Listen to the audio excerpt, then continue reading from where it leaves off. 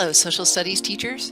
Are you looking for an engaging and inquiry-based activity to start the school year off? In this video, we will look at an activity that explores most of the social studies connecting themes and enduring understandings, while also giving you a chance to begin establishing that essential classroom culture.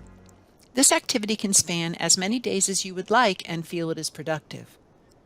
The premise of this lesson is that your students need to begin a society from scratch.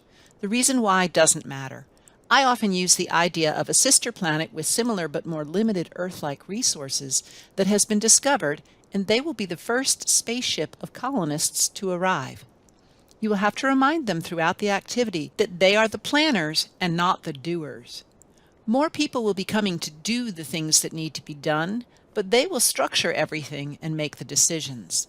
They will need to let go of how the United States is structured as much as possible. Remind them that they have complete freedom to organize this society however they think is best. You will also need to remind them throughout not to get bogged down in the specifics of the tasks, the whats. What food will they have? What clothes will they wear? What will houses be made of? And focus on the decisions that need to be made, the hows of it all. It can speed things up to give each group a set of questions to consider to keep them on track, but this is not necessary and should only be used if students need that support. Also, I highly recommend not giving them all of the questions at once, as that can be really overwhelming. Sprinkle some questions in as they work and encounter things where they found way too simple of a solution that in the real world wouldn't actually work.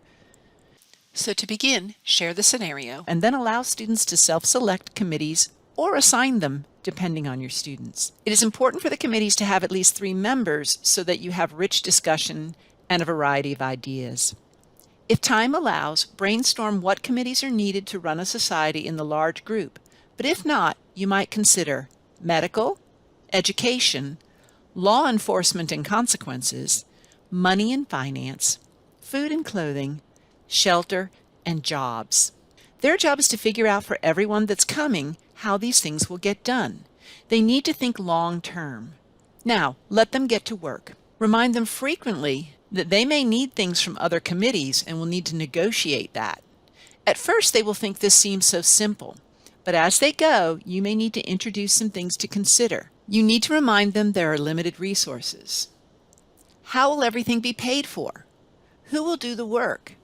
How will we know if the person doing the work is qualified? How will the person doing the work get trained to do that?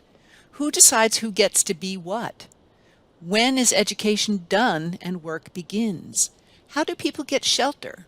How big of a house do they get? How do they get food and how much? Do people get to choose what they get? What if some people choose more expensive items or more limited supplies?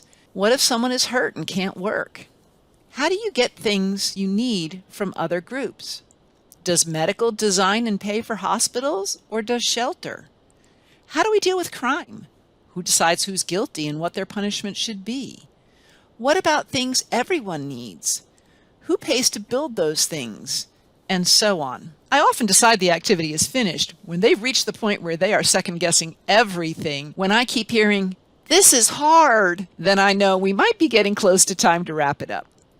For the closing of the unit, committees then bring their findings to the larger governing body, which is the whole class, of course, to discuss and make the final decisions. Early in the year, your students will be especially used to just being an audience, so you will need to ask probing questions about whether what the group came up with is going to work or whether it needs further discussion. Whenever I do this activity, I leave the anchor charts up on the wall throughout the year because we often refer back to them when I teach so many concepts. They now have a foundation to understand how different countries, and especially in 4th grade, our own country, made these decisions and how they answered these questions. Why they have different forms of government or different economic systems, and so forth. This is also a great way to lay the foundation for civil and civic discourse and classroom conversations. Here's how to find a complete write-up of this lesson in Georgia Inspire. I hope you give it a try and it works well for you. Thanks for watching.